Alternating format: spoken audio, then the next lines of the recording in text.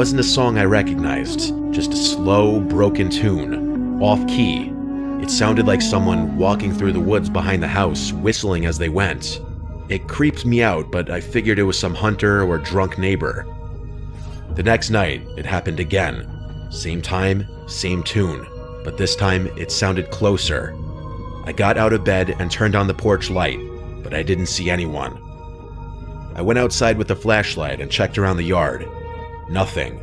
No tracks, no sounds of someone running off, just the whistling, fading deeper into the woods. I tried to ignore it.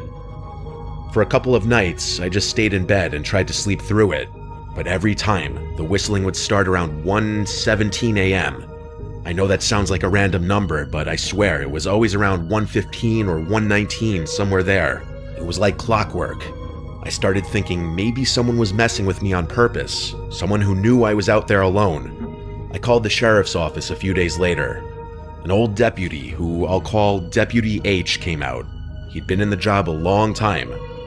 When I told him what was happening, he got real quiet. He said word for word, "Your granddaddy used to call us about the same thing. Said someone was whistling around the property late at night, always in the spring. We never found anything. I figured he was just getting old, but now you're hearing it too." That shook me. I had no idea my grandfather dealt with this. Deputy H told me to keep the doors locked and stay inside after dark. I started doing that. Not like I wasn't already. I double-checked every window. One night I even put chairs under the doorknobs, but the whistling kept coming. Closer every night. One night I heard it behind the shed. It was louder than usual, like the person was standing right outside. I grabbed my flashlight and looked through the blinds. I didn't see anyone, but I didn't dare go outside. The next night, I heard it from the front porch, right by the door. 3 long whistles, then silence. The night after that, it came from under the floorboards, I swear to God. It was like someone was in the crawl space, whistling up through the vents. I didn't sleep at all that night. I started digging through the attic the next day, trying to find anything my grandfather left behind. I found a box of his journals. He wrote about the whistling.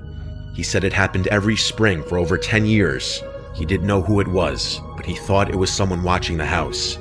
He said he used to sit up with a rifle by the front door just in case. He said it only ever happened when he lived alone, after my grandmother died. I called Deputy H again. He came by and read the journal, and he looked nervous. He told me to be careful. He said don't open the door if you don't know who it is. That night, I stayed up. I sat on the couch with a shotgun across my lap, a shotgun I barely knew how to load. I waited. At 1:17 a.m., the whistling started again, but this time, it didn't come from outside. It came from the hallway, inside the house. I froze. The hallway light was off. I could hear the whistling moving closer, step by step. I stood up, aimed the shotgun, and shouted, "Who's there?" The whistling stopped. I flipped the hallway light on. Nothing was there. No one. I didn't sleep again after that. It was 2 nights since then, and I hadn't heard it again. I was getting sick. I didn't know who this person was. I didn't know why they picked me or my grandfather, but it was real, and I knew it was. I don't believe in hallucinations to that degree, nor do I believe in anything paranormal. This was a real person.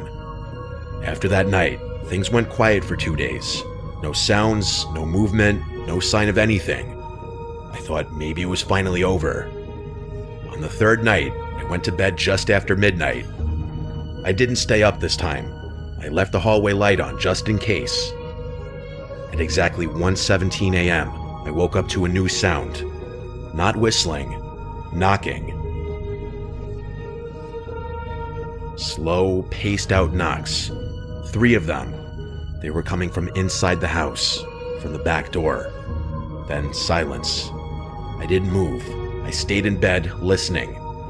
A minute later, I heard a new sound. A creak from the floorboard in the hallway. Then another. Someone was walking. The hallway light went out. I grabbed my shotgun, heart pounding, and stepped out of the bedroom.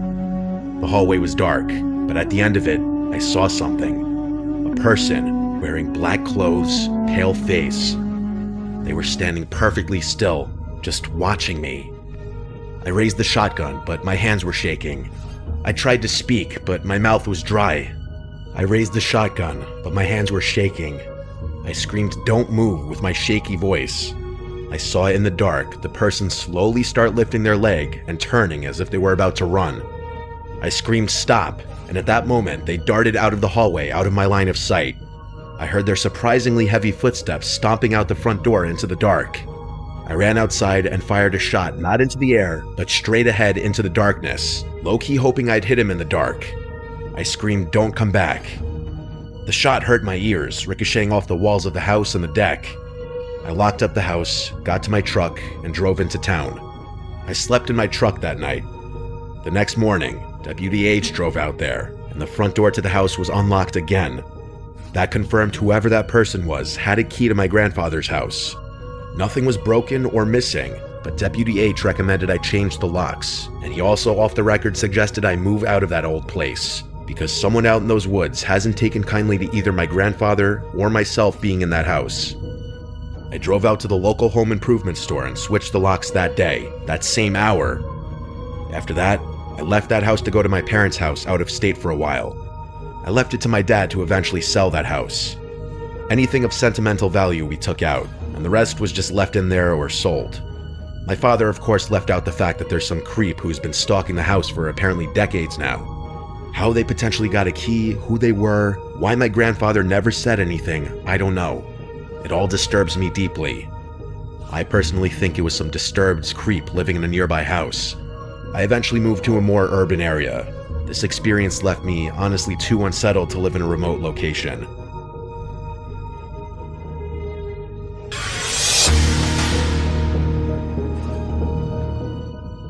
I'm 16 and live in the city now, but I've spent the first 8 years of my life in the countryside.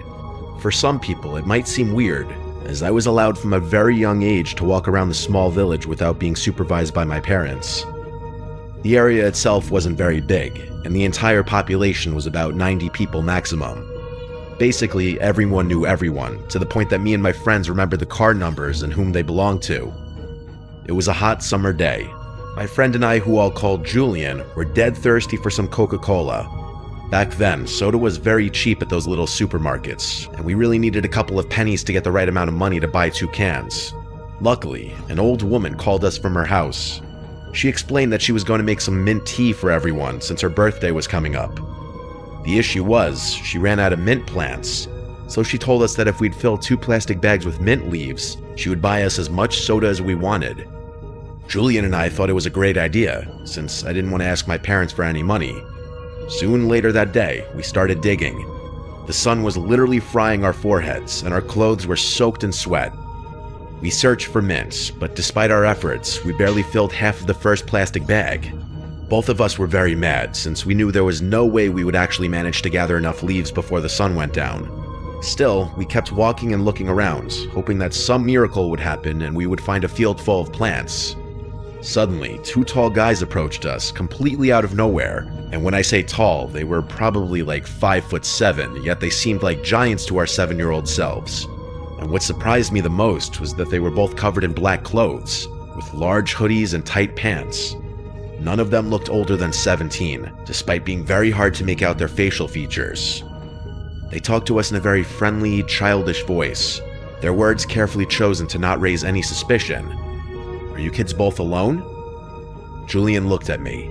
He seemed a little worried and made a hand gesture that signed to leave. Unfortunately, body language was never my cup of tea, so I didn't understand what he wanted us to do. I shifted my attention back to the 2 guys and spoke in a rather cheerful voice saying, "Yeah, we're actually looking for some mint plants," and then asked where we could find a bunch of those. We've been looking for so long and we're really tired. Now, I'm not really sure, but I have a short flashback of one of the 2 guys smirking when they heard what we were looking for. One of them crouched next to me and patted my head. Julian quickly came close to me, pulling me back by the arm a little when he saw the guy touching me. His expression was serious, almost a little panicked, and he asked, "Who are your parents?" You see, from where I come from, That question requested the answer to be by last name, since there were so few people, not many new generations were born. So asking who your parents were was a common way to identify the entire bloodline of the person. Julian was born in the countryside, so he knew the people much better than me.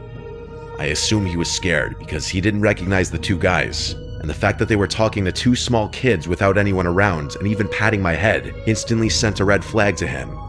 Just as he feared, they avoided the question, looking like I was their main interest.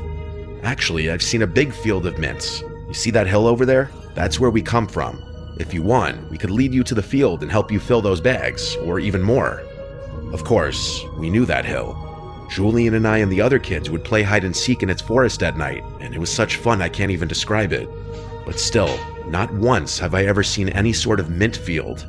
After all, the only things that grew there were corn, grapes, and some watermelons.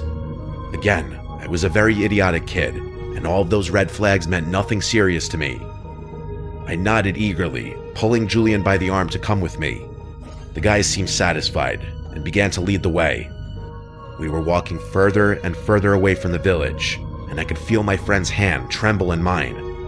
At that point, I felt a sudden shiver down my spine, as the village was now completely nowhere to be seen. The forest was right in front of us, and I could see that there was no trace of any field of mint. I tried asking the guys where we were going, but they gave very vague answers like, "You'll see," or "Just be patient." I began to sweat as well, and slowed my steps a little. Panic was rushing through my veins, and I quickly realized something bad was going to happen, but for some reason, I couldn't stop walking. I knew for sure that if either of us tried to step back, something really, really bad would happen. Then, very discreetly, Julian came close to my ear, and I still get chills remembering this so vividly. He whispered as silently as he could, "There's something wrong with these two. Run." That was the last thing I heard when Julian began sprinting downhill like crazy, his hand not breaking contact with mine for a single second. I was running as if my life depended on it, and it probably did, actually. I could hear the two guys curse, and eventually they started chasing us from behind. I started crying loudly with fear, not stopping in my tracks. I'm sure I wasn't even breathing, and I can't understand how in the world I ran for almost 2 kilometers back into the village without a break or a breath. The woman who asked us to look for the mint saw us both, full of tears and sweat. Our faces were pale, as if all the blood left our bodies in that very moment. At some point as we got closer to the village, those guys must have stopped following us. She calmly took us inside and gave us some chocolate to feel better. She asked what had happened, and Julian was the one to tell her since my mouth was completely paralyzed. As soon as he finished, the woman gave us a worried look and scolded us for being so stupid. Well, scolded Julian, as he lied, saying I didn't want to follow them and he insisted on trusting the guys. After that incident, he wasn't allowed to come outside and play for a month, while I needed lots of time to recover from the small trauma. I never found out who those guys were, or what they wanted from us. Looking back now, much older, I can likely guess, and that doesn't sit well with me. While we were running, there was a huge chance I could have tripped and fell, since running downhill at that speed was very risky. If it wasn't for Julian, who is now my boyfriend, I don't even want to imagine what those guys would have done to us.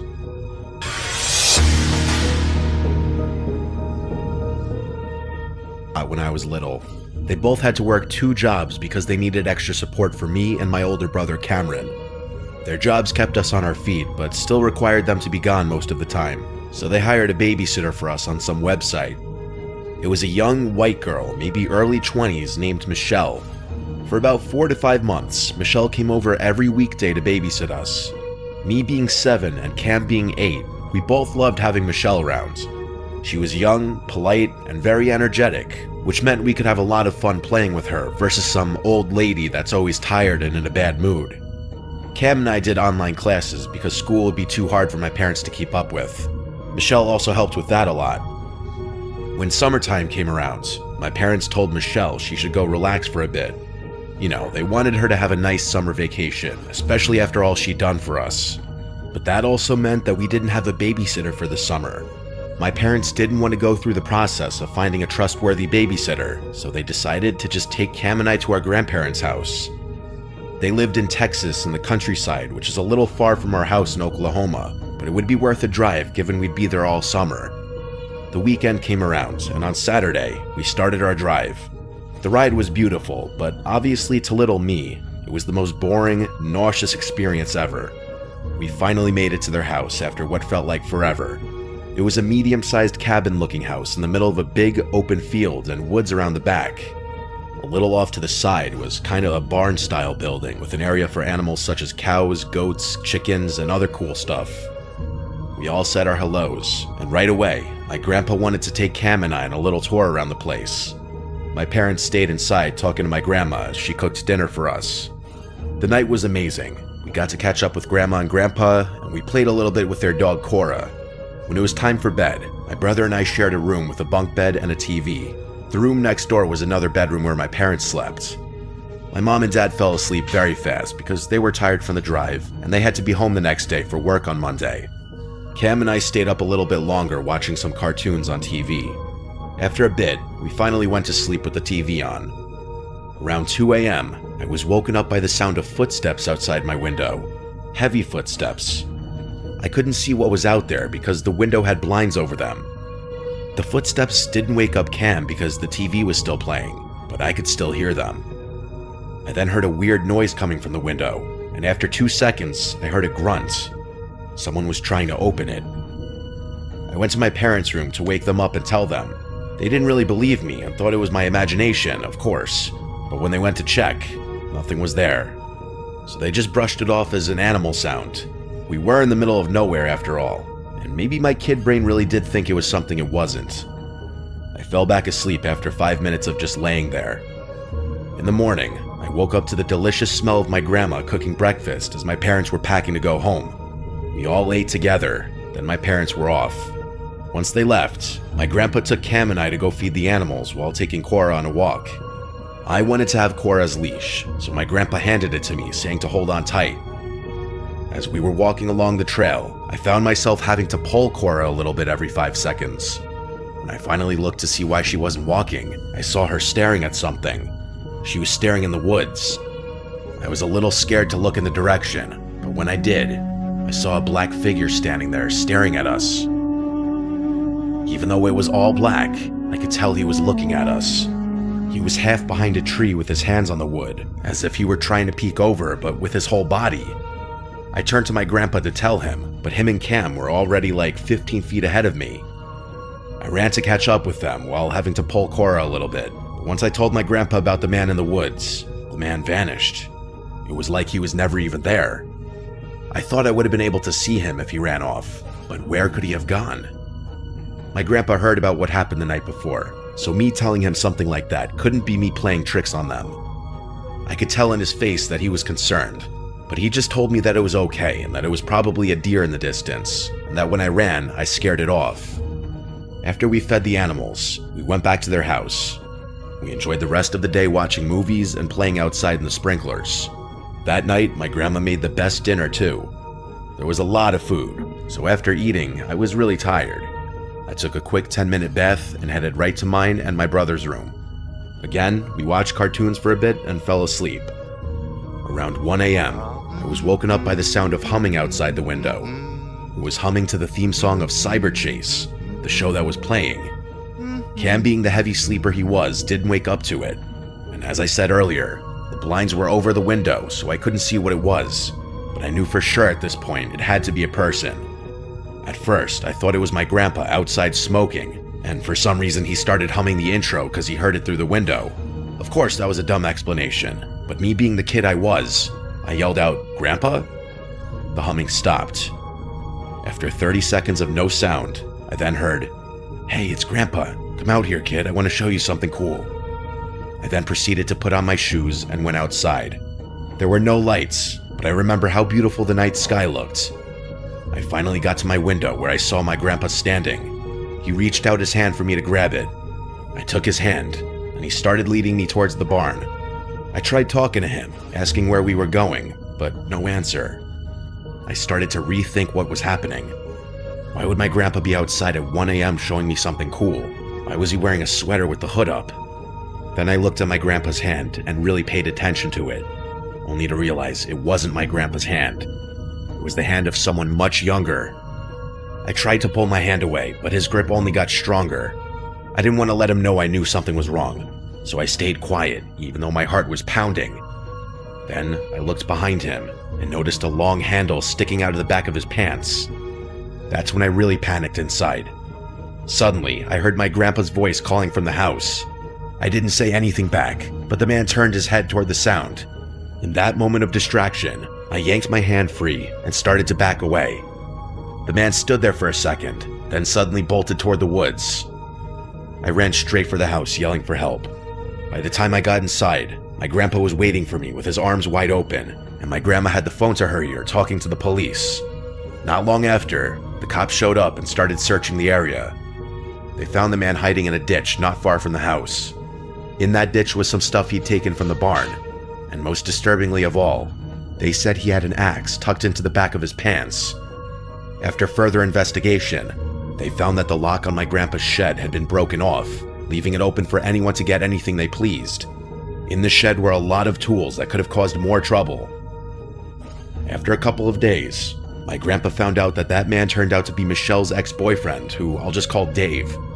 Dave admitted to have been stalking us and planned to take me that night. He figured it was easier to take a little girl, so he went after me. He said he wanted to take me because he knew Michelle cared about me a lot, and if he had threatened to hurt me, he could make Michelle do anything. Dave stated he mainly wanted to use me to get back with Michelle because he wanted to start over and live a happy life with her. He claimed he was never actually going to hurt me.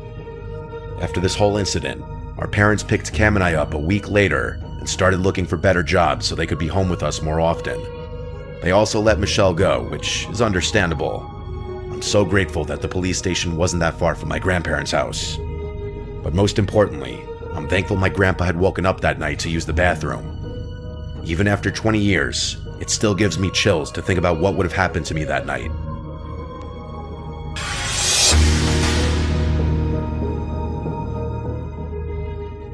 About 15 years ago, maybe a little longer, I was in my early 20s and I was living the I'm gonna be famous someday life. I was never a good student and I was always the class clown. One thing that I always did well as a kid was make my friends laugh. Instead of going to college or getting a job right after high school, I decided I was going to become a stand-up comedian.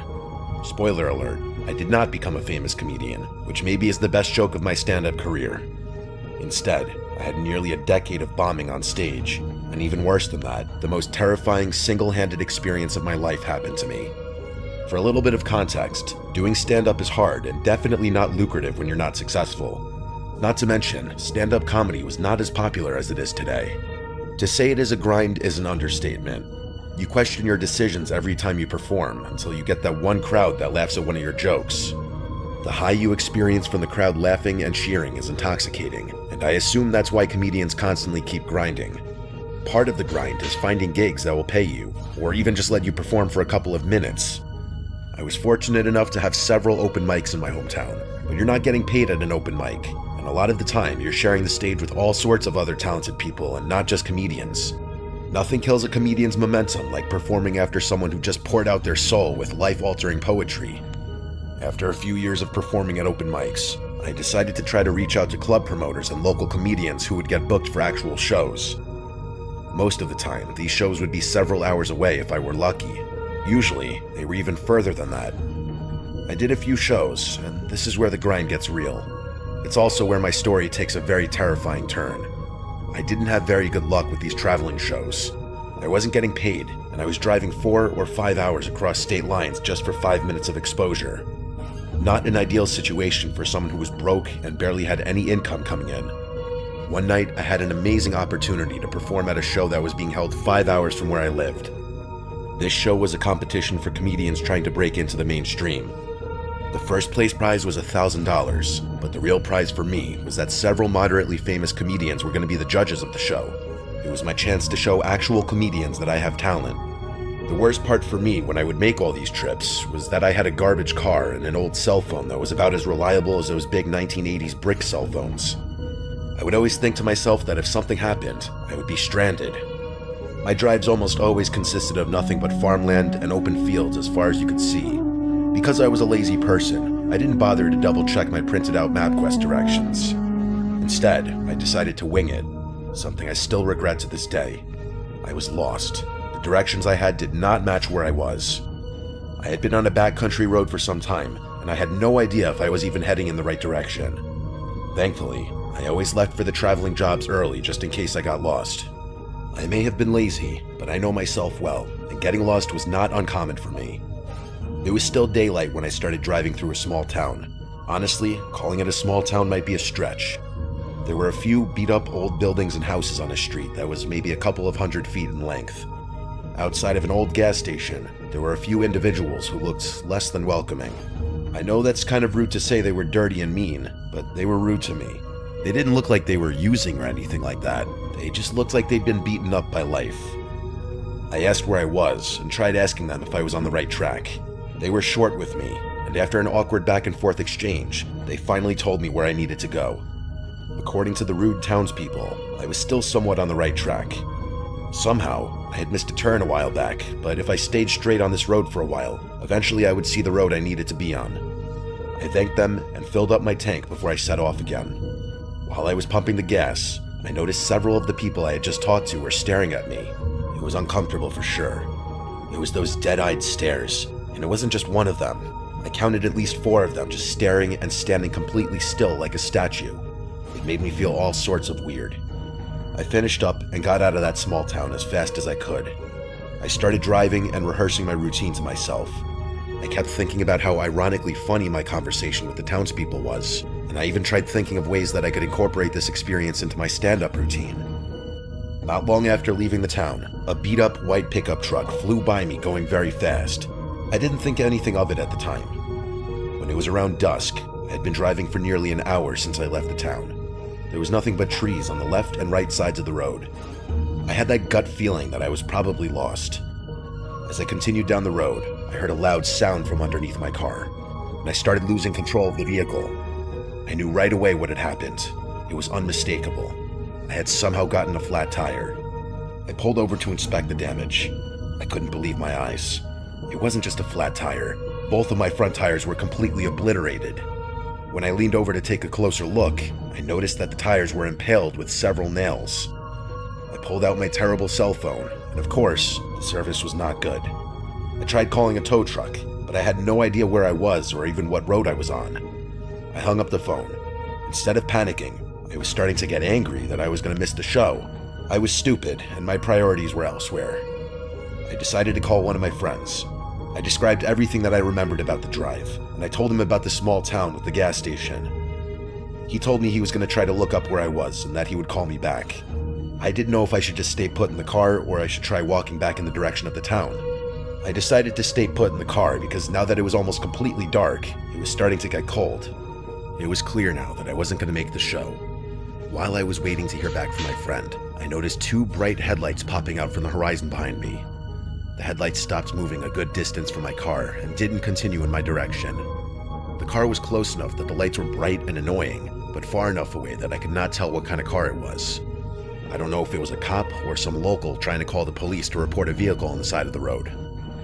If you're wondering why I didn't just call the police, it's because I was driving a car that was not inspected or properly insured at the time, and I wasn't trying to get that ticket in another state.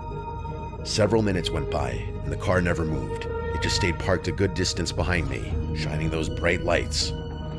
After probably a good 5 minutes or so, the bright lights started to get a little closer. The vehicle was slowly moving towards the back of my car. As that was happening, 2 more lights could be seen in front of me, making their way toward me quickly. The loud vehicle stopped inches from my car. Eventually, the car that was behind me was parked directly behind my car, and I still couldn't tell who it was.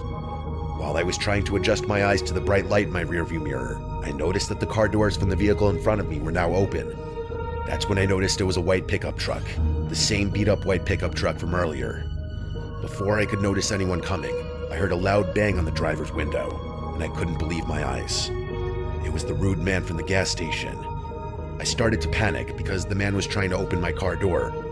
Even though it was locked, he was aggressively pulling on the door. He started to beat on the car window. I wasn't sure how long my window would last before it broke. As this was going on, I noticed one of the other men from the car make his way to the passenger side of my car. He also started to aggressively try to open the door. I was trying to yell at them to stop, but it was like they didn't understand what I was saying. They were just grunting and smashing the car doors. The The guy at the driver's side door stopped trying to break in for a moment and instead just stood there, staring directly at me. It was just like those vacant stares from the gas station earlier. I can't even begin to explain how horrible that moment was. With no notice at all, he just started screaming. It wasn't just a normal scream. He was howling and screaming at the top of his lungs. I don't know what came over me at that moment, but I decided that the best course of action was for me to just try and get out of the car and run. I pushed open the door as hard as I could, and thankfully, there was enough force to knock the man over. I ran as fast as I could into the woods, but instead of running blindly into the pitch-black forest, I decided to dive to the ground only several feet into the woods. I hoped that these guys would think I ran deeper into the woods, and thankfully, that's exactly what happened. Moments later, I heard footsteps of several people running by me. When I was sure I heard all of them run by, I quietly got up and ran back to my car. Surprisingly, my backpack and cell phone were still in the car. I grabbed them, stayed low, and just ran as fast as I could down the road. The entire time I was running, I expected them to jump out of the woods, but I never saw them again. About half an hour later, I was able to flag down a passing car. The woman was uncharacteristically kind. I don't know if I would have been so nice and trusting of a screaming man in the middle of nowhere. She called the authorities and even let me sit in her car until the police showed up. I told the cops everything, but as you might expect, there really wasn't anything they could do. There was no evidence of anything malicious other than some small dents in the car door. Given the condition of my car, the cops didn't really believe the dents were caused by them. I also received a couple of tickets for my car, which is just the icing on the cake for this story. I never found out why those people targeted me or what they wanted with me. Clearly, they were not trying to help. All things considered, I'm lucky that I'm here telling the story. All I can say is just be careful out there.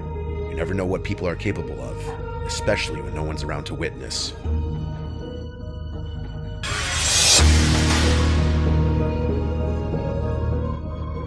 An awesome girls' road trip turned into a nightmare that I'm not sure I'll ever fully get over.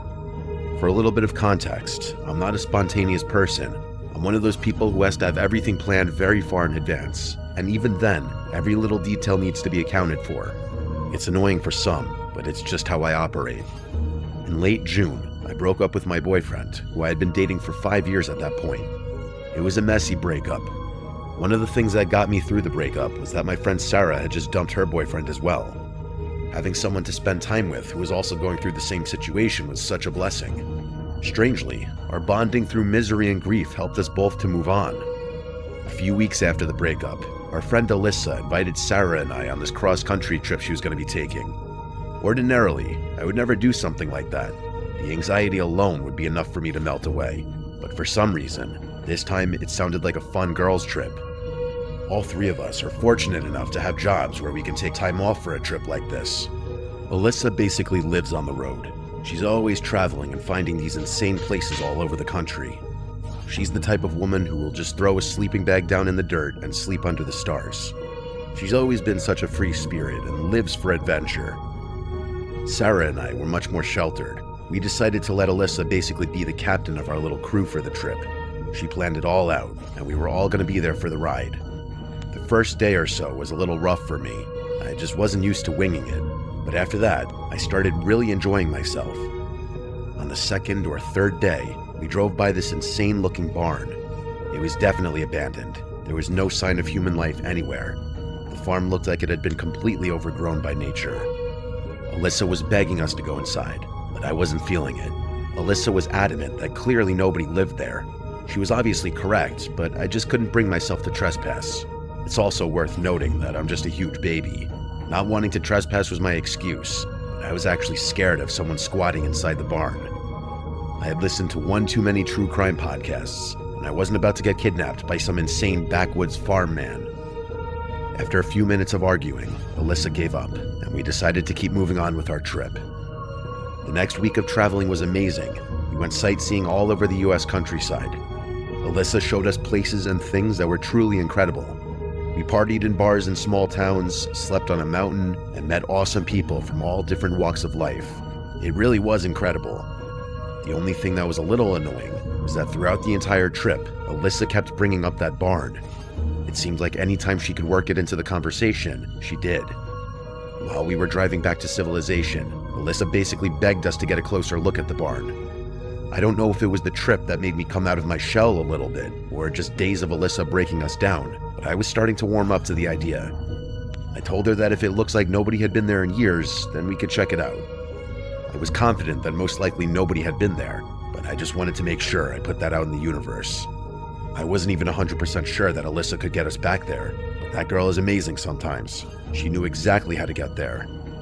We spotted the barn around 4:30 p.m. We drove the SUV on the dirt and grass and parked it several yards away from the barn. We didn't want to park right on top of the place just in case some scary farm man was living inside. Alyssa was like a kid on Christmas. She ran to the barn door first. It was crazy in that place. I'm pretty sure the vines were holding the building up. It almost sounded like the place was breathing, but I'm pretty sure that was just the integrity of the building slowly falling apart. The weirdest part was all this strange equipment that was still inside the barn. It didn't look like any farm equipment I've ever seen before, but I'm not a farmer, so maybe it was just older stuff. It looked like stuff you would find in a medieval dungeon. After we explored and took a bunch of pictures inside the barn, Alyssa wanted us to check out the farmhouse that was connected. At this point, I was fully invested, so she didn't have any pushback from me. We had to kick down the door because it was somehow warped into the frame and it wasn't opening. Inside, it was both creepy and sad. It was definitely empty and abandoned. It's not like the previous owner had furniture and stuff like that inside. It was empty, other than a small green table and a green wooden chair. What was sad was that I couldn't stop thinking about the people who had most likely lived there before. I mean, it was a farm at one point. Somebody had to have lived there before, and now it's just forgotten by history. We explored the house, and I imagined it could have been a cute little house at one point. After a while of just hanging out and talking inside the small house, Alyssa and Sarah both made a crazy suggestion. They suggested that we stay inside the farmhouse that night. Obviously, this seems like it would be a horrible idea, but at that moment, it seemed wild and exciting, and at this point of the trip, I was here for it. We'd been hanging out there so long already that I didn't realize it was almost 7 p.m. We went back to the car and grabbed our stuff. We ate some subs from the cooler, then drank a few beers and talked about the trip some more. Around 9, we started setting up our sleeping bags. We all set our alarms for 6 a.m. so we could get right on the road in the morning. We were all exhausted at this point, so it didn't take us long to pass out. I'm a light sleeper, so I was tossing and turning for a while and going in and out of consciousness. I must have finally fallen asleep briefly, because around 3 a.m., something strange woke me up. I swear, I thought I heard someone make a shush sound. I rose from the sleeping bag and scanned the room the best I could with only the moonlight faintly shining through the vines on the window. I didn't see or hear anything. My best guess was that either Alyssa or Sarah had just been snoring or something. I laid back down and shut my eyes. Almost instantly, I jumped up because there was a loud bang at the door. It was like someone crashed into the door. And remember, we had to break down the door, so it was basically just propped up against the door frame. If this really was a person, they could easily just push down the door. The bang on the door was loud enough that it woke up Alyssa and Sarah. Both were just as startled as I was. We all sat there frozen, basically holding our breaths, listening for another sound. Instead of a loud bang, we started to hear these soft and delicate taps coming from the window, which was on the other side of the room. Then the banging on the door started again. This wasn't the wind or the creaky barn. This was for sure people. People who clearly knew we were inside. We all huddled up together and panicked. It's easy to say what you would do in this situation, but I promise you, you would probably be paralyzed as well. The banging on the door stopped, and then the door was pushed open. 2 skinny men and 1 skinny woman walked inside. I would say all of them were maybe late 30s. They didn't rush in or do anything insane. Instead, they just slowly walked in and stood in front of us. Somehow, just walking in normally like that was scarier. Sarah started to scream, and in response to Sarah's screaming, one of the men started screaming. It was like he was mirroring her scream. The woman of the group started to shush Sarah. The man in the middle of the group started to gesture with his hands, almost like a mime. I didn't even realize until that moment that all 3 of them were holding a weird mask that they put on after the man was done gesturing. The masks were so weird. I know that's vague, but I've never quite seen masks like this before. The guy in the middle put on a mask that was just a giant purple cube. That's it. No face or anything, just a purple cube. The other man, the one who was screaming, put on a mask that kind of looked like a homemade Batman mask that was made of cardboard. Then the woman put on what looked like a medical mask with plastic icicles you would hang up on the holidays hanging on each side of the mask, almost like tusks. They slowly started creeping closer to us, and the more we panicked, the louder and more irritated they became. As we screamed, they started to scream as well. The woman grabbed my shoulders, and because she was so skinny, I was able to push her down.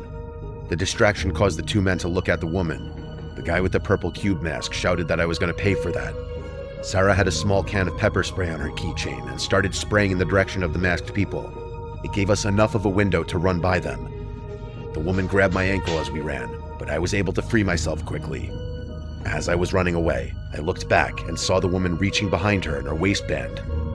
I ran to the car as fast as I could. I did not want to wait and find out what she was reaching for. We could still hear them screaming from inside the farmhouse. They didn't chase us for some reason. I remember my vision being a little messed up as well from the spray that must have just been in the air as we ran out of the house. We drove away as fast as we could and made it back home in record time. We didn't actually report this to the police because we figured we're the ones that technically trespassed. Maybe those were the owners, even though I seriously doubt that. One of the scariest parts of this whole ordeal, for me at least, is that we have no idea where those people came from. They just suddenly appeared in the middle of the night. We explored that entire barn that afternoon, and there was no sign of life. No food, no footsteps, no footprints in the dust, no car, nothing. These deranged, mask-wearing lunatics just showed up out of nowhere with the sole purpose of harming us in some way. I'm still not over the mental scars from that trip. I'm happy I got that girls' trip out of my system, but I'm good if I never go on another cross-country trip again. I'll settle for a nice staycation next time.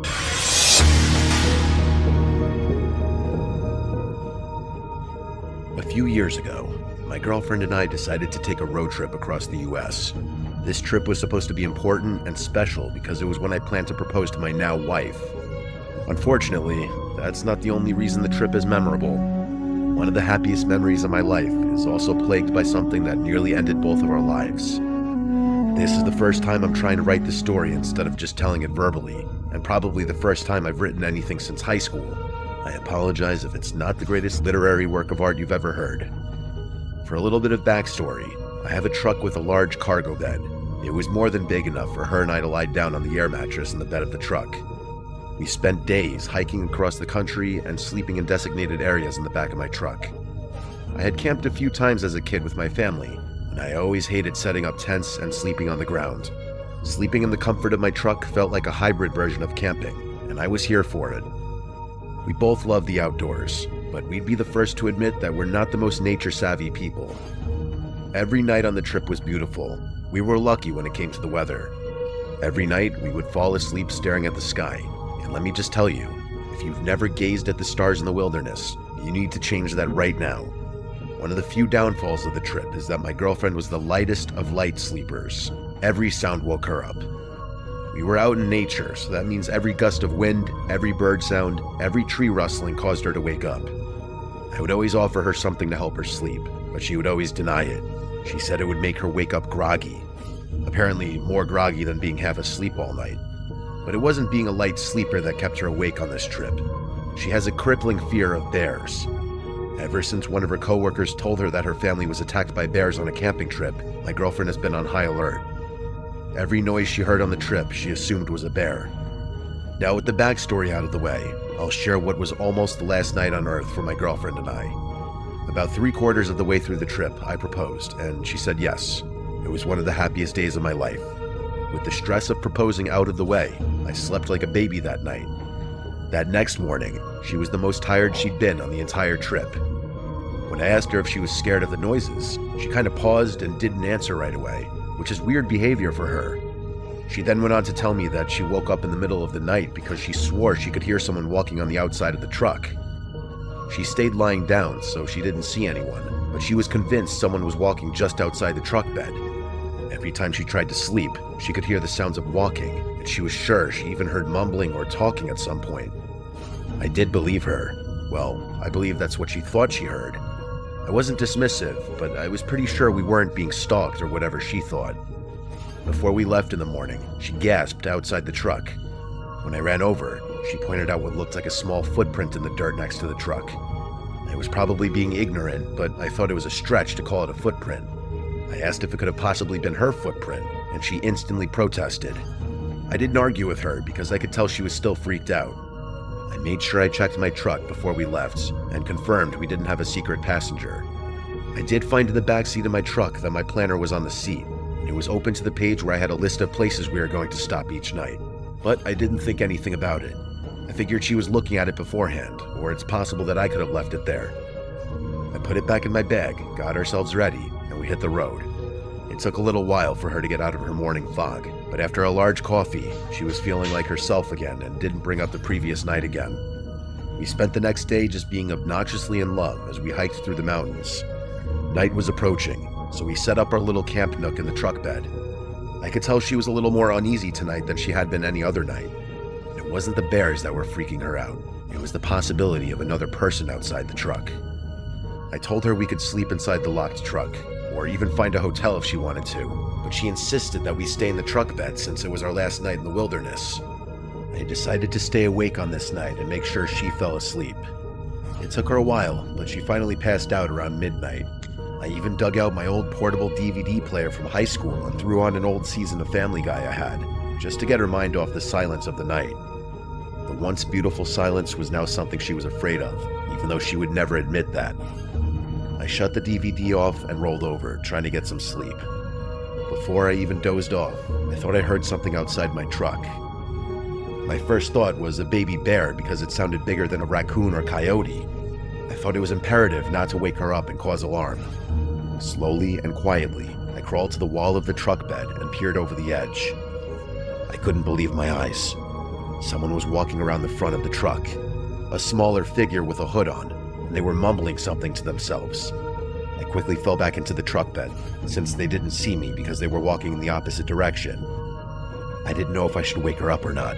I thought that would make too much noise, and right now, my main goal was to make as little noise as possible. I thought about trying to tackle the walking person, since they looked a lot smaller than me, but I didn't know if they had a weapon, or if someone else was hiding nearby to jump me as soon as I made a move. Keeping my fiancée safe was #1 priority. I was listening intently as the figure walked outside. I was able to tell that they were walking outside the truck, and they made their way around the truck and walked by the foot of the truck bed. I tried to angle my head to get a look at the person. I couldn't see the face, but I could tell it was a woman. I could see the blonde hair coming out from the bottom of the hood, and I could clearly hear mumbling at this point, and the voice was unmistakably of a woman. I planned to jump out and confront the woman the next time she passed in front of the truck bed. I was somewhat relieved that my fiancée was asleep for all this. I waited several seconds, but she never made her way back to the truck bed. I leaned over the edge of the truck again, and I didn't see her on my side of the truck or the front of the truck. That means she either fled into the woods or was on the other side of the truck that I couldn't see. As fast as I could, I took out my cell phone and typed into my notes, "Don't make a sound. Someone is outside the truck. I'll distract them, take the keys, start the truck, and I'll jump back into the bed." I quietly woke up my fiancée and made sure the first thing she saw was me holding my finger to my mouth, telling her not to make a sound as I held up the phone for her to read. As quietly as I could, I handed her the key. I could tell she was confused and terrified, but thankfully, she didn't make a noise. I grabbed my pocket knife and I jumped outside the truck, trying to scare the intruder away, but nobody was outside the truck. I lowered my guard for a second, and I heard my fiancée yell to me if everything was okay. Just as I was about to answer, I felt intense pain in my ankle. The woman was hiding under the truck, and while I was standing there, she smashed my ankle with a thick tree branch. I stumbled to the ground, and while I was picking myself up, she crawled from underneath the truck, screaming erratically, and she threw the thick branch at me. I put my arms up in defense, and she pulled out what I think was a kitchen knife of some kind. She started to swing it around crazily. I continued backing away from her insane movements, and once I felt like we were far enough away from the truck, I shouted to my fiancée to start the truck now. She jumped from the side of the truck bed and got to the door. The woman immediately diverted her attention and started running for my fiancé. We were far enough away that she was able to start the truck, and she drove off, leaving a massive cloud of dust. The woman started to scream, and it almost sounded like she was crying. She drove a few feet before turning around and driving straight in the direction of this insane woman. The woman dove out of the way. That's when I finally saw her face. It was my ex-girlfriend. She had some problems when we were younger, but the last I knew, she was doing well. I couldn't believe it. Our breakup was not good. I even had to get the law involved at one point because she would just stalk around the outside of my house in the middle of the night and then claim her only crime was that she was still in love with me. This was also 6 years ago at that point. It's not like this was a fresh wound. Once her hood was off, she fell to her knees and I could see her crying. The usual version of myself would have gone over to make sure she was okay, but not anymore. This woman was clearly not well, and I was not going to take any chances. My fiancé drove by me, and I had more than enough time to open the passenger side door and get in. My ex didn't even try to chase us. We just kept driving. As soon as I was able to get service, I called the police and reported everything. Most surprising was that she eventually just went home a few days later and the police confronted her. To her credit, she didn't deny anything. She even told the police that she wanted to be taken in because she's not well. She claimed that she wanted to kill my fiancé. When they asked if she wanted to harm me, she apparently just cried. The last update I received about her was that she was in some type of institution, but I'm not sure how long that was supposed to be. It's been a few years, and nothing of note has happened since. I rarely think about that night, but whenever I hear stories like this, I'm reminded of that horrible experience, and it makes me wonder if I'll ever see her again. My wife looks her up on Facebook and other social media platforms all the time, but as of the time of writing this, she's still MIA, and I hope she remains that way to me for the rest of my life.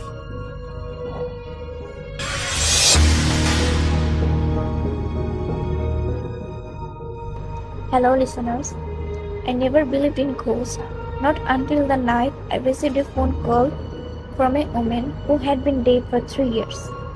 It happened in October, just outside a small town in South Carolina. I was 27 years old at the time and I worked the night shift for a roadside assistance company. Most nights were boring, dead batteries, flat tires, people who locked their keys inside their cars. But one night, at exactly 2:13 a.m., my phone rang. The number on the screen was strange. It wasn't a normal phone number, it was just 6 digits. 173421. I almost ignored it, but something made me answer. Hello. For several seconds, I heard nothing. Then I heard a woman breathing slowly, heavily, like she had been running. Please, the woman whispered. I sat up in my chair. Ma'am, are you okay? There was silence. Then she said, I need help. I immediately opened my computer. What's your location? The woman didn't answer. Instead, I heard something in the background, a car engine, and a strange clicking sound like someone was tapping on a window. Ma'am, I need your location. The woman began crying. Then she whispered, Highway 17. My stomach tightened. Highway 17 was a long road that passed through several towns and forests. Which part of Highway 17? The woman didn't answer. I heard the tapping again. This time it was louder. Tap, tap, tap. Ma'am. Then she whispered, Don't let him see me. I froze. Who? There was a long silence. Then the woman said, He is outside the car. Suddenly, I heard a man's voice in the background. Who are you talking to? The woman screamed. The call ended. I immediately called the number back. It didn't work. The number didn't exist. I checked the company's system. There were no active calls, no customer information, nothing. I told myself it had been a prank, a very strange prank, but I couldn't stop thinking about it. The next morning, I mentioned the call to my supervisor. He stared at me. What was the number? I showed him. His face changed. Are you sure that's the number? Yes. He slowly sat down.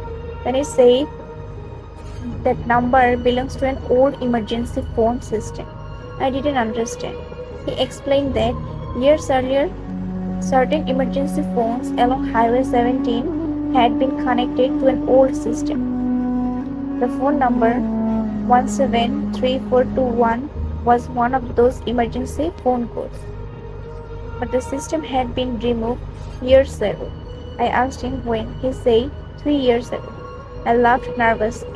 Okay, so someone must have hacked the old system. My supervisor didn't laugh. Instead, he asked, What did the woman say?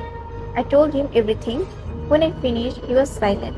Then he asked, "Did she say her name?" I shook my head. "No." He looked at me for several seconds.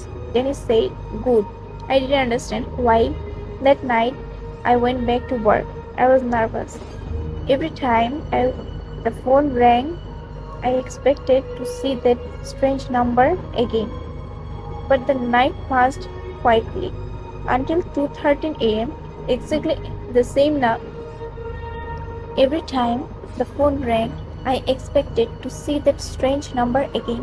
But the night passed quietly until 2:13 a.m. Exactly the same time. My phone rang.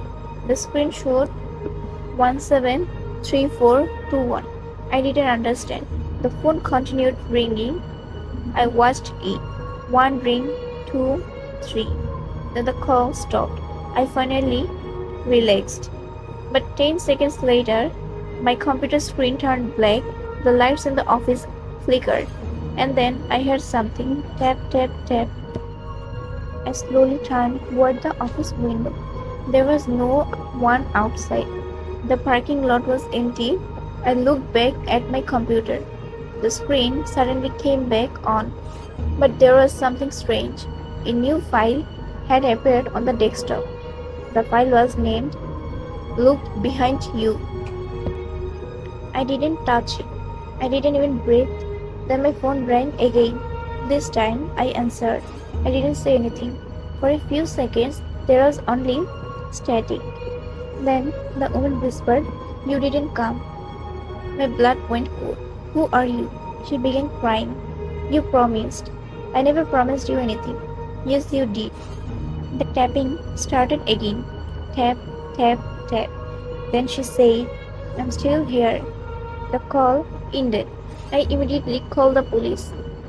I told them someone was making strange calls from an old emergency number. They asked me if I knew who the woman was. I said no. They asked me if I had received any threats. I said no. After the call ended, I couldn't focus. At around 4 a.m., I decided to search online. I typed Highway 17 missing woman October 3 years ago. The first few results were normal. Then I found an old news article. The headline said, "Local woman disappears after car breakdown on Highway 17." I clicked on it. The woman's name was Emily Carter. She was 29 years old. She had disappeared 3 years earlier. The article said she had called a friend at approximately 2:13 a.m. Her last known words were, "Someone is outside my car." I stopped reading. My hands became cold. I continued. According to the article, Emily's car had been found the next morning beside Highway 17. The driver's door was open. Her phone was still inside, but Emily was gone. Nobody was ever found. No suspect was ever arrested. The case remained unsolved. I stared at the screen. Then I noticed something. The article had a photograph of Emily. I recognized her. It was the same voice from the phone. I shut down my computer. I wanted to go home. But before I could leave, my phone rang again. 2:13 a.m. This time I couldn't answer. But before I could leave, my phone rang again. 2:13 a.m. This time I didn't answer. The phone rang for almost a minute, then stopped. A few seconds later, I received a voicemail. I pressed play. At first, there was only static. Then I heard Emily. Her voice was very quiet. "Please." I heard a man's voice. "Who are you calling?" Then Emily screamed. The voicemail ended. I sat there in complete silence. Then I heard a car door close outside. I looked through the window. A black SUV was parked at the end of the road. Its headlights were off. I couldn't see the driver. I grabbed my keys and ran out through the back door. I got into my car. The moment I started the engine, the black SUV turned on its headlights. I drove away.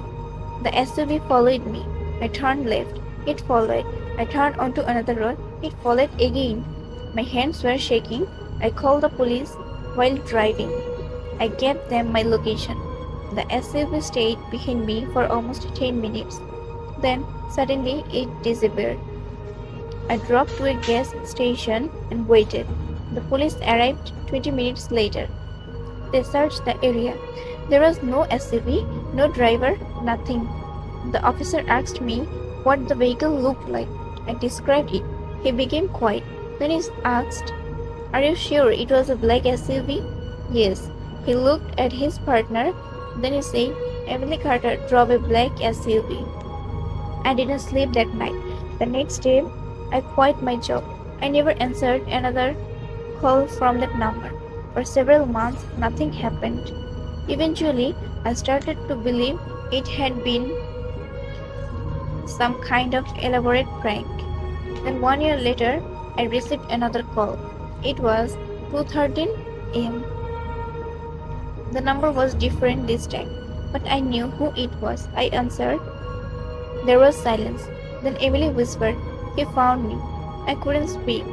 A man's voice came through the phone, very close, almost as if he was standing beside me. Then he said, "You should have come." The call ended. I moved out of South Carolina 2 weeks later. I changed my phone number. I changed my job. I never told anyone the full story until now. The strangest part happened last year. I was cleaning an old hard drive from my previous computer. I found a file, the same file that had appeared on my desktop. Look behind you. I had never opened it, but this time I did. Inside the file was a single photograph. It showed Highway 17. The picture had been taken at night. In the distance, there was a black SUV, and standing beside it was a woman, Emily Carter. She was looking directly at the camera, but that wasn't the part that scared me.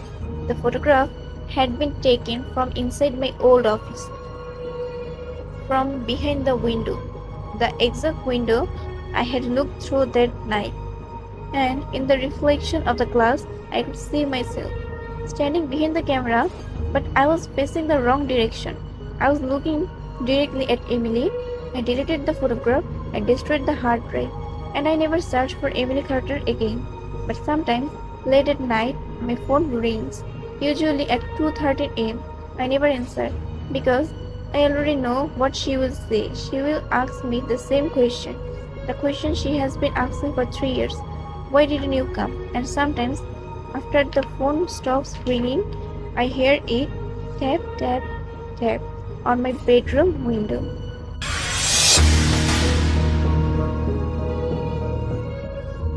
We'll start with arguably the most obscure entry in this video, as I've only seen it covered by a couple of my fellow YouTubers, namely Kolaki and Coop. So, back in January of this year, a user named Microwaved Meatballs made a post on the internet mystery subreddit that caught my attention. About 20 years ago, a friend of mine, he was quite odd, told me about ecuerpos.com. It was in Spanish, and claimed to be selling cadaver parts worldwide. I didn't want anything to do with the site, so I didn't really engage much with my friend while he was showing off his find, but it always stuck in the back of my mind. Looking at it so much later, I see links to blogs that discuss head transplants, artificial life, and other bizarre philosophical thinking. Has anyone ever heard of this? The site has since been deleted, but aside from a few lost images, all of its content can still be accessed through the Wayback Machine. The first mention of ecuerpos, or e-bodies as it translates to in English, seems to date back to October 2005, with its company statement reading, "ecuerpos has proudly served the South American market since its foundation in 1994. Through ecuerpos, you can order human bodies and limbs from anywhere."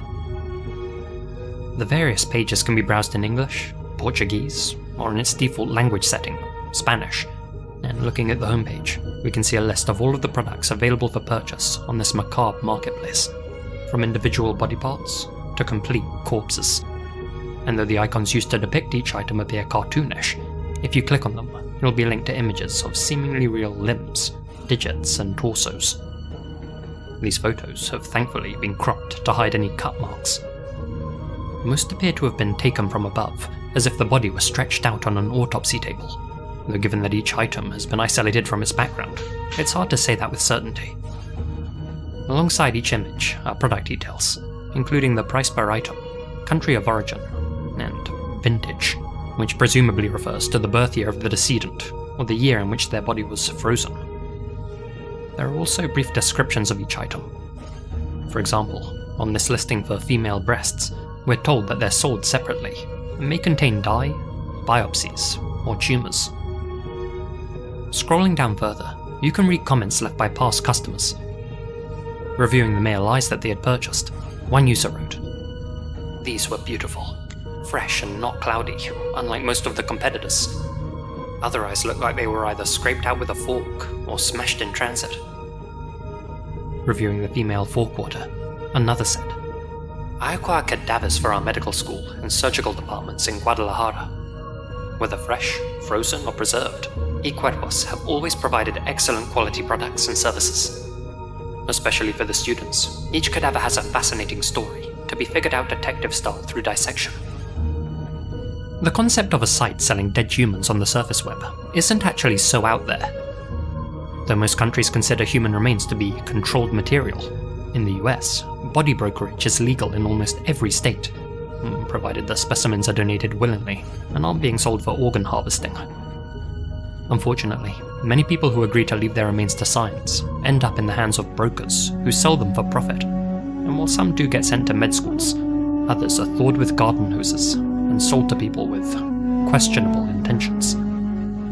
As Boston College law professor Ray Madoff told Reuters, "We know very little about who's acquiring these bodies and what they're doing with them." Indeed, by Equerpos' own admission, they don't just sell these body parts to medical schools for training purposes, but to scientists, collaborators, and human body enthusiasts. So, in essence, anyone. Delving further into the site, you'll find the FAQ section, where the company explain their shipping and privacy policies, as well as covering some of the legalities in purchasing body parts. Though crucially, they don't mention how they source their inventory. Given that certain items are listed as coming from 1970s Chile, some have questioned whether they could have come from victims of the Pinochet regime, under whom a lot of Chileans disappeared. So, Equerpos, an elaborate hoax, or a shady relic of the old internet? On the one hand, the prices for all of these body parts are unrealistically high. Though you can't put a price on a human life, a lifeless human goes for between $3,000 and $10,000 on the American market. However, on Equerpos, they were apparently being sold for $200,000. That's an immediate red flag. On the other hand, there are ads at the top of the homepage which link to third-party websites dealing with artificial life. These seem to be completely independent from Equerpos and genuinely authentic. This one, for instance, called calresco.org, was established way back in 1998 and is still going strong today. This seems like a rabbit hole in and of itself, one dealing with the alien thought virus of complex systems sciences. What does that have to do with Equerpos? It's not entirely clear, as there don't seem to be any parallels between the two sites, other than the fact that one links to the other, of course. But there may be something in here that I'm missing. As you can see, Calresco is gargantuan, though also vaguely cultish and labelled as not secure, so I don't recommend going there yourself. I may look into this site in a future upload, but for now, let's head back to Equerpos. On the right-hand side of the site, you'll notice some endorsements left by previous customers, and one in particular stands out, made by a CT surgeon named Joel. Impeccable service, with quick and efficient shipping and no leakage. Well done, Equerpos. Below Joel's name is a link to C1D1T1, a strange site run by Joel and his friends Kenny and Dan, one which revolves around transhumanism. Taking care of a body is expensive, inconvenient, and often embarrassing for the patient. Bodies decay, and a mind attached to a decaying body decays faster. Many attempts have been made by brilliant scientists and quacks alike to provide relief for those patients who want to live independently of their non-functioning bodies. Our research into making physically compact, long-term cardiopulmonary bypass and continuous dialysis a reality may provide a viable solution where other techniques have failed. We're chronicling our lives and thoughts as we pursue our scientific goals using our pooled expertise in mechanical engineering, microvascular surgery, cardiovascular physiology, and neuroscience. The website functions as a digital diary of sorts, documenting Joel, Kenny, and Dan's progress with what they call Project Headbody, a series of underground experiments with the ultimate goal being to remove a living human's head while keeping their brain fully functional. Though scientists have experimented with head transplants on animals with very limited success in the past, I'm not aware of any ever attempting to surgically create self-sufficient heads, though in their first post, Joel and his team claim to have already had decent results practicing on rats. In an update made on September 30th, 2005, Joel explained that he had purchased a complete human specimen from ecuerpos.com, hence his positive endorsement, and on October 4th, uploaded a video introducing everyone to Bernie, who he described as a 240-pound, hairy dead man. In the footage, Bernie is plonked unceremoniously on a sofa between Joel and Kenny as they discuss cryogenics and the movie Weekend at Bernie's. Mechanical and elastic properties. Yeah, I mean, you can imagine a shards of ice, that would be like blades cutting into the flesh and into the tissues. That's totally crazy. Roots of texture. Yeah, roots of texture. You imagine a steak. You freeze a steak, thaw, freeze it, thaw, freeze it, thaw. Eventually, it's gonna turn into mush. It's just all those shards of ice are gonna cut the tissues. The juice is gonna flow out, and it's just gonna be like gruel. Who wants that? In a follow-up video, Joel explains his plan to remove Bernie's head in preparation for experimenting on a live monkey. While doing so, his co-workers play a practical joke on him. Not sure how it's gonna work. Could be a little ugly, especially if his skin starts to slough. Oh, Jesus!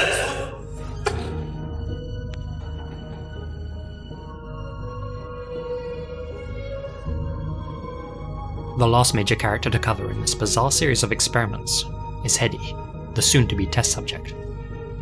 In a post titled, "I Need a Monkey," Joel wrote about searching for a primate and linked to a website called beniagra.in, on which allegedly sold exotic live animals for rearing, loving, or eating. He claims to have purchased Hedy the chimp from that site. Unfortunately for the Head Body Project, one of the group, Dan, became very attached to Hedy and began to question the ethics of their research. Being a medical student and dissecting living creatures doesn't seem like the right thing to do. I think that we should cut up things that just aren't alive.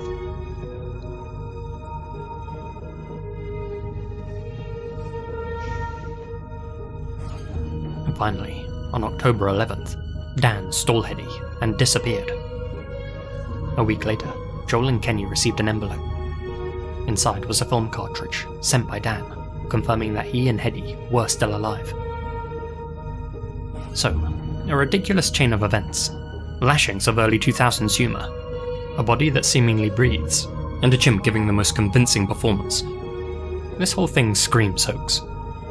Oh, and that website where Joel supposedly purchased Hedy from? Beniagra? There's a commercial featured on that site, and I'll let it speak for itself. Hey, I am Beniagra. You need a cobra, tiger, even a baboon? Then call me Beniagra. You will receive the animal in 30 days or less. Granted. Truly Oscar-worthy. Now, you're probably wondering, if this was all an elaborate hoax, one which involved creating multiple websites, making regular updates, and hiring a primate, what were the creators hoping to achieve? Well, the final update to appear on C1D1T1, made on October 20th, 2005, kind of gave the game away. In it, Joel snarkily remarked that MTV had stolen their idea, and linked to a website for Head and Body, a miniseries created in partnership with Motorola, consisting of 8 mobisodes, designed to be watched on your mobile phone, if you can imagine something so futuristic. After the success of the Blair Witch Project in the late 90s, many companies tried to emulate their guerrilla marketing strategy, making use of this new internet thing to creatively promote their products. Following suit, MTV employed Night Agency to generate buzz for their new miniseries, when they in turn came up with the dark triad of Y Cuerpos, C1D1T1, and Benny Agra. So now I can say with 100% confidence that I haven't shown you anything that breaches YouTube's guidelines, and that this was all just another unsuccessful attempt at early viral marketing. A failed MTV ARG. Yeah, unfortunately for everyone involved, the show went largely unnoticed. Not a single comment was ever made under any of the vlog entries, and the entire project fell into obscurity. Between 2006 and 2007, all three of the hoax websites were taken down, though in the case of Y Cuerpos, its domain lived on. When examining the site's data archive, some of the links from 2006 have suspicious titles, so I'm assuming after Y Cuerpos was abandoned by MTV, a different breed of body enthusiast repurposed the domain. Those archived links don't work anymore, by the way. Don't ask me how I know that. My work is flexibility. Being able to set my own schedule, work when I'm most productive, and not waste time on tedious tasks? That's priceless. The less time I spend on things like running errands or waiting in line, the more time I can focus on what really matters. And that's why I use the sponsor of today's video, Stamps.com. Their app gives me complete control over my mailing and shipping, letting me handle it all on my own time, wherever I am. Whether you're running a business, selling online, or just need to send out important documents, Stamps.com has you covered. It's not just for small business mailings, it's an all-in-one shipping solution that works for everyone, giving you access to all the USPS and UPS services you need right from your phone or computer. No trips to the post office required. Stamps.com's rate advisor takes the guesswork out of postage costs, helping you find the cheapest and fastest shipping options. We're talking up to 88% off USPS and UPS rates. Plus, they even send you a free scale, so you always know exactly what you're paying for. Take back your time and get the flexibility you deserve with Stamps.com. Sign up at stamps.com/lazymasquerade for a 4-week trial, plus free postage and a free digital scale. No long-term commitments or contracts. That's stamps.com/lazymasquerade, or click my link in the description. The weird side of YouTube, home to some of the strangest videos ever uploaded to the internet. In her twisted hall of fame hide countless uncanny clips, ones that have stuck in our minds, played on fears we didn't even know we had, and sparked dark theories that persist to this day, though few have ever reached the same level of infamy as blankroomsoup.avi.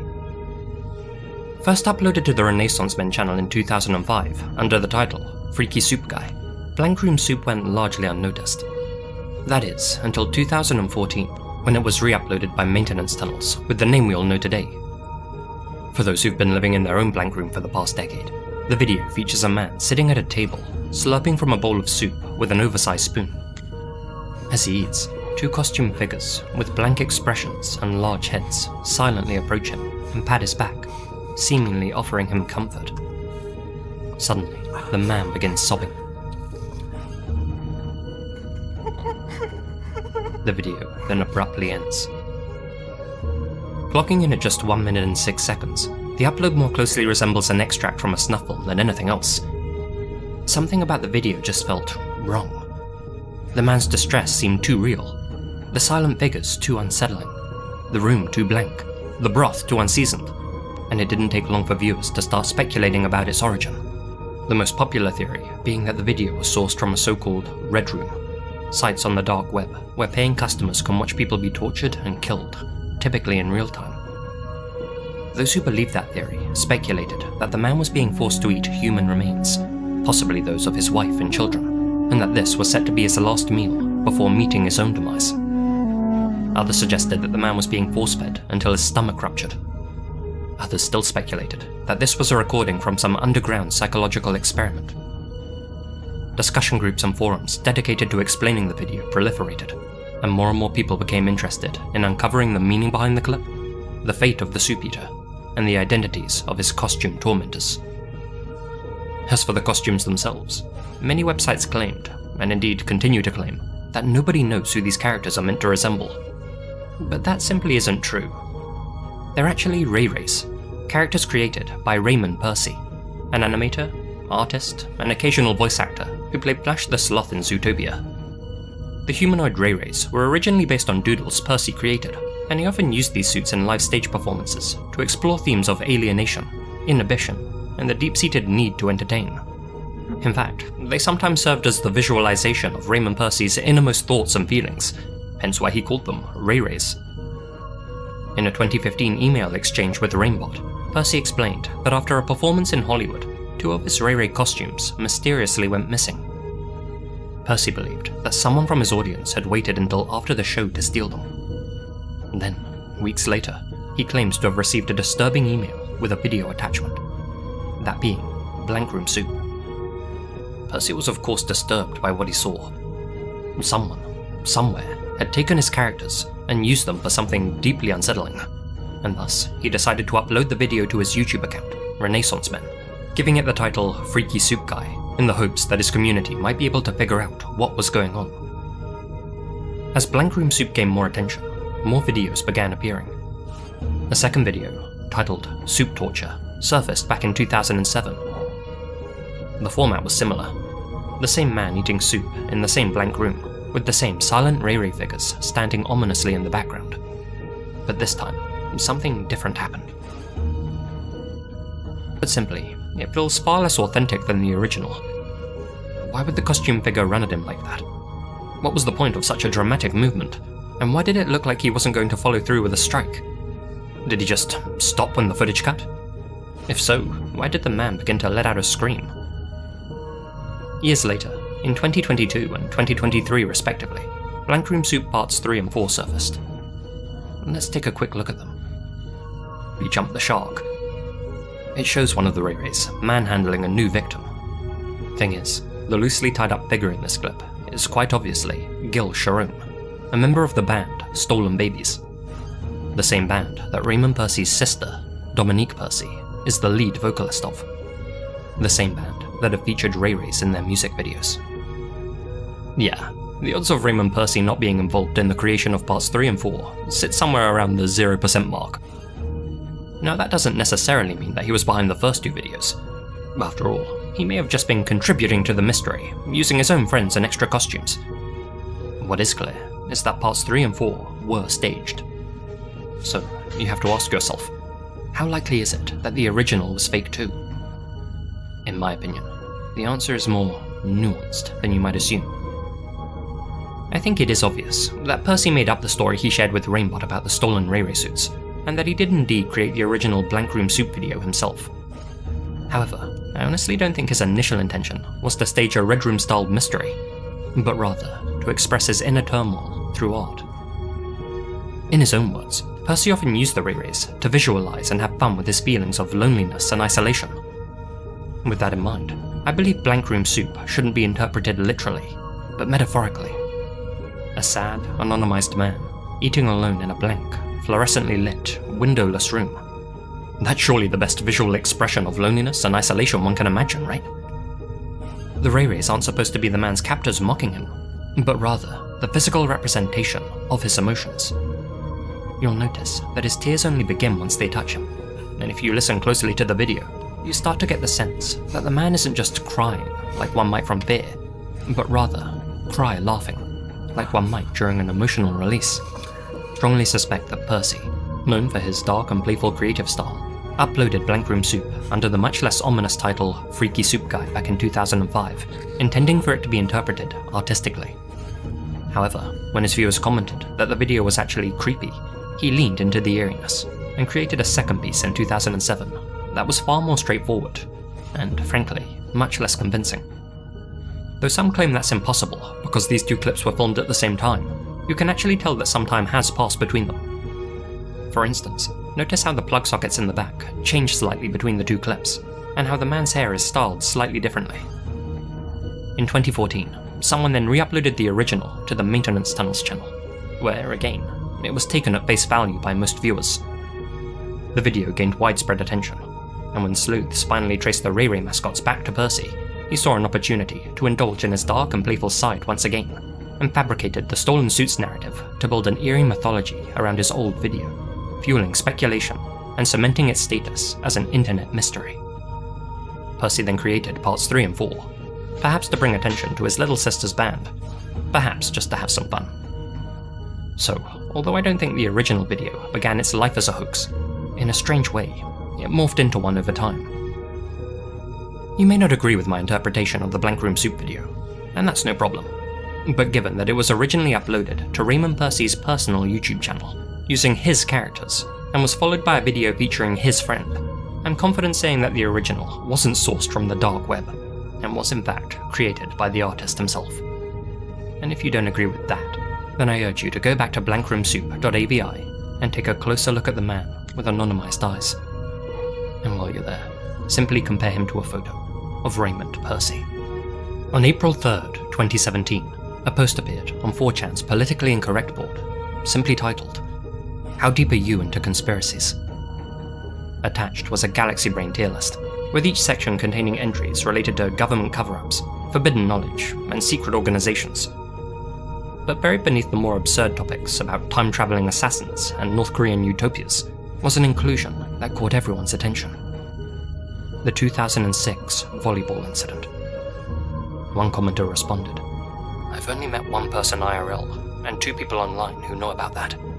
And when others began to ask about what the incident was, OP elaborated. Here's what I know firsthand. There was a small explosion or mass shooting at a volleyball game, somewhere in the Dakotas or Nebraska. It was never specified.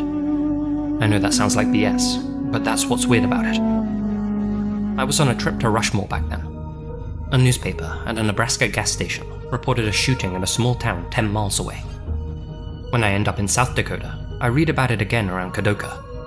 Says there was a shooting in Gettysburg, same state. By the time I leave, I hear little talk about it, only once during motel breakfast. When I get home, I ask my friend what he thought about the whole thing, and he remembers it taking place in North Dakota. It stayed in the back of my mind for a long time, until I slowly forgot. One day I remembered, and joked about it during a gaming session, and these 2 guys asked to talk more about it. They had the same experience too, and I remember on the X board, someone talking about something similar to the volleyball incident, so I just stuck it in this image, hoping someone would remember. 17 to 24 people died at once, and no one talks about it? After that post, discussions about the 2006 volleyball incident spread to the paranormal board, Reddit, and other various forums. People began searching old news archives and combing through local papers, looking for information about the incident. But the deeper they dived, the less they found. Not a single record, article, or witness statement. The event simply didn't exist. And yet, more and more people were stepping forward, claiming to remember reading or hearing about it back in 2006. Some believed this was a new example of the Mandela effect, a collective false memory, perhaps one they had confused with the Black Canyon high school crisis. But others had a far darker theory. What if the 2006 volleyball incident had happened, but was intentionally erased from history? A government operation in a small town, covered up so thoroughly that no traces remained. As one discussion on the X board read, how does one live after taking the red pill on the 2006 volleyball incident? Fill me in, Anons. What happened? Well, supposedly, a gunman shot and killed 14 people during a 2006 volleyball high school game in South Dakota or Nebraska. Everything was covered up, and it was never reported in the press, and it's been forgotten about by everyone. If you were there and say you remember seeing 14 people die that night, you're labeled crazy, etc. Personally, if this did happen, I wonder if they had someone in mind that they wanted to kill, and the others were just unfortunate bystanders. But we'll never know. Crowd subversion and collective removed memory. It was the sketch of a greater plan yet to come. For years, discussion about the 2006 volleyball incident was confined to small online communities. That is, until photographic evidence surfaced. In a June 2024 video, Mutahar was exploring a thread on the image board, TrashChan, when he stumbled upon a set of disturbing images. Stills taken from a so-called home video recording of the volleyball incident. The first still showed the soon-to-be victims gathered around a volleyball net in a school gymnasium. Below that were images of blood on the court, body bags haphazardly scattered around, several players spread out on the ground, and a blurred frame with the words CSI, not for release, plastered at the bottom. At first glance, they were chilling, but with a little analysis, these images can easily be debunked. This first image gives us a decent look at the gymnasium where the incident supposedly occurred. Recognizing the wall pattern, flag placement, and distinctive U on the court, a few users were quick to identify it as the Utica High School gymnasium. And crucially, Utica High School has never been the setting of a massacre. This is the only one of the 6 images that I'm convinced is even real. Not only do the other 5 photos lack the timestamp in the bottom left, suggesting they weren't even captured by the same camera, but upon closer inspection, they appear to be AI generated. Despite supposedly being from the same recording, there's zero consistency between them. They all have remarkably different saturation levels, and the court itself has a different texture in each frame. But let's go through them all one by one in detail. Starting with this image, the shapes lying on the ground barely resemble human beings at all, and the colour of their outfits don't match those in the timestamped image. I'm assuming this is meant to be one of the players' heads, though I'm not sure what's going on with her distorted body, or this bizarrely long strand of hair. A similar black line can be seen in this next image, running along the same angle. It's presumably meant to be a court marking, but it leads nowhere. This was likely some sort of error, where the AI didn't know how to generate the markings, so it reacted to the prompt in the same way in both images. Then there's this other marking, which is strangely in focus compared to the rest of the picture. And I mean, come on, what's even going on with the white markings in this photo? They're extremely wonky, overly distinct, and seem to somehow go over the bloodstains on the ground. Speaking of which, the bloodstain patterns themselves appear extremely fake. In this one, it even has that raspberry jam appearance that AI tools love to use. And while we're here, take a look at those legs. Not only is the perspective all wrong, but they all appear to be floating due to a lack of any shadows. Whoever generated this image also appears to have blacked out this bottom section, presumably because it looked too fake to include. Thus, they covered it with a CSI stamp. To create the illusion they were all captured on an old camcorder, the creator then slapped an unconvincing distortion effect over each image, almost certainly NTSC QT. In fact, you can see identical glitch lines running through most of them, confirming that this isn't an organic distortion. Considering these images never appeared online before 2024, I think we can safely say that whoever posted them was playing into the rumours.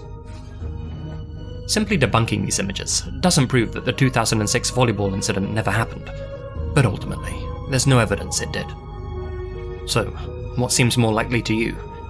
That dozens of students were mowed down by CIA operatives for seemingly no reason at all, and that despite word initially getting out, the government was able to suppress news of the incident and prevent the parents and friends of the victims from ever talking about it? Or that the whole thing was an invention, conceived by a 4chan anon who added it to their tier list as an experiment, a way for them to test how easily baseless rumours can proliferate online. If you said the former, then it may be time to switch off the computer and touch some grass. This whole mystery is most definitely a hoax, and certainly not the first of its kind to originate on 4chan's poll board, a place where, famously, trolls gather to troll other trolls. And in this instance, the joke, if you can call it that, got about as much attention as OP could have hoped for. After rumours of the volleyball incident caught traction, someone later faked these images to add to the mystery. With some semblance of legitimacy, the incident was then added to iceberg charts and covered by big YouTubers and TikTokers, and the whole thing snowballed. At its core, this is just a modern-day creepypasta, one that spread like wildfire online, mainly because, as recent times have taught us, people desperately want to believe in hidden truths. Indeed, if there's one lesson we can and should take away from the 2006 volleyball hoax, it's that in this digital age, the scariest thing isn't necessarily what's been erased from history, but how easy it'll soon be to create history that never even happened. 5. And located wholly within the Arctic Circle, hides the world's northernmost metropolis, Norilsk. Being home to some of the world's largest mining and smelting companies, and the site of one of history's worst oil spills, it shouldn't surprise you that it's considered one of the most polluted cities in all of Russia, and by extension, one of the most polluted in all of the world. There are even reports of a so-called dead zone outside of the city, heavily impacted by acid rain brought on by all of the sulfur dioxide that the Nornickel company pumps into the atmosphere. And yet, despite being industrially significant, politically newsworthy, and having a sizable population, I doubt many of you have ever heard of Norilsk. And that may have something to do with the fact that it's a closed city. Though few would ever choose to holiday there, seeing how temperatures in the winter can fall below -30 degrees centigrade, you wouldn't even be able to if you tried. Outsiders need a special pass to enter the city, and very few foreign journalists have ever been allowed in. In fact, the city's been closed off since 1956, when people first began questioning the high death toll among the Gulag laborers sent there. In its first 2 decades alone, at least 16,800 inmates perished while working in Norilsk mines, mostly from hypothermia, starvation, exhaustion, and itchy fingers on Kalashnikov triggers. Although forced labor has since been abolished, access to the city still remains heavily restricted to this day. And yet, unlike with many other closed cities, if you go to Norilsk on Google Maps, you'll find that you have the option to enter Street View.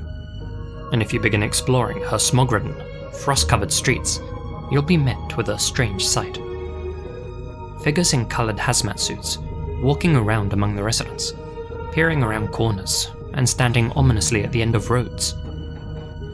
After a while, you start to get the sense that Norilsk isn't an ordinary city at all, and that perhaps there's a good reason the Russian government won't let visitors enter. Many forum users began pondering who these bizarro Teletubbies might be.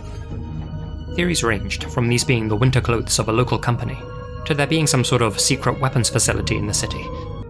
The more grounded said that these were obviously just killer Sour Patch Kids. Others applied Occam's razor, and said that the most likely explanation was that they were pranksters following the Google car around the city's main street, as many people have done in other parts of the world. There's just one problem with that though. Norilsk has no Google HQ, no road leading to it, and the Google-mobile has never even ventured to the city.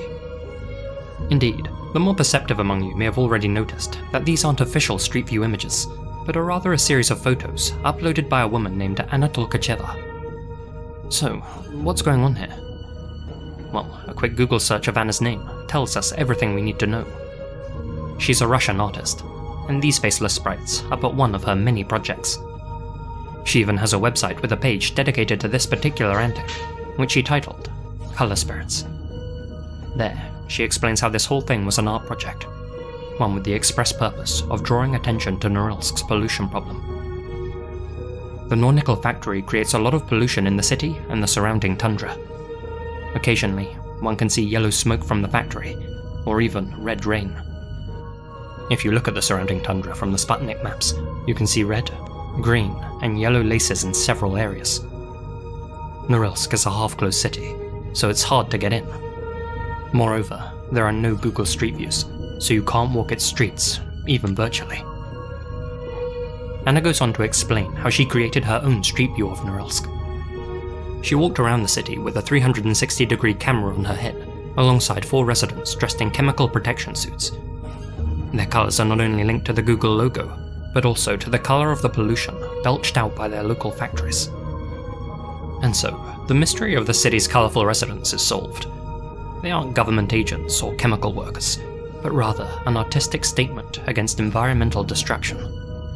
Anna Tolkacheva turned a city shrouded in secrecy and pollution into a canvas, using the very tools meant to map the world to expose a place that resists being seen. And yet, even knowing the truth, Norilsk remains a fascinating enigma. A city built by prisoners, poisoned by industry, and hidden from outsiders, it stands as a reminder of the power and the consequences of human ambition. And while Google may not have captured its traits, Anna's color sprites ensure that at least for those who stumble upon them, Norilsk is impossible to ignore.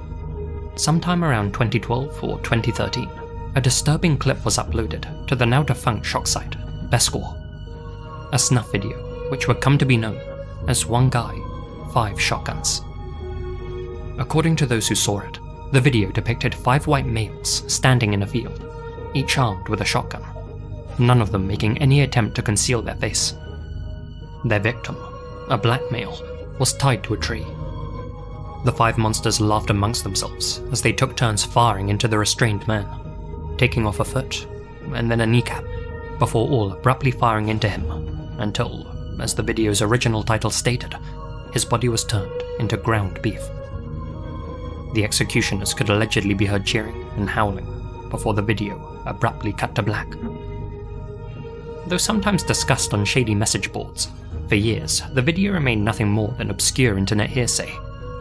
That is, until 2021, when it was briefly mentioned in a since-removed YouTube video the NSFL Lost Media Iceberg, uploaded by the since terminated YouTube channel, Plagued Moth.